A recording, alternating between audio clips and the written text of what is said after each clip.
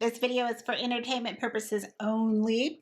This is just my theory on the fact that I feel that Maybelline is going to be phasing out their Age Rewind Concealer in the shade Tan because I can't find it anywhere.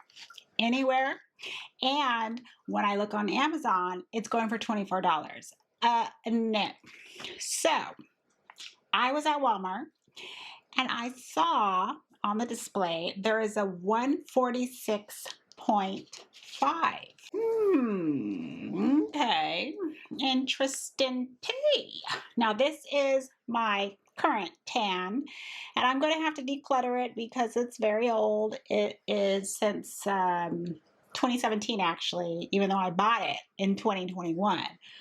That's a whole story about these stores selling us old makeup. So I'm just going to let it go. If you put both of the containers next to each other, the color looks exactly the same as in the tube.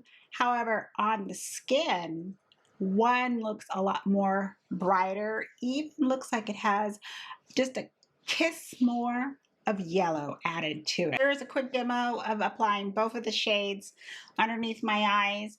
In the magnifying mirror, I could tell a difference. I could see that the new shade 146.5 has a slightly brighter look. I also added in the Age Rewind neutralizer to both shades just to see how they would look, as which one would be brighter, which one would kind of look the same, since I already use the neutralizer quite frequently. And again, I see that the new shade, the 0.5, is again slightly bright. I will go ahead and keep this shade, but I'm also keeping the tan for research purposes. In case they bring out a fresh new tan and say, oh, this is, we just repackaged or we did something. I want to compare just to see if the tan is going to match up. There are additional colors that have a 0.5.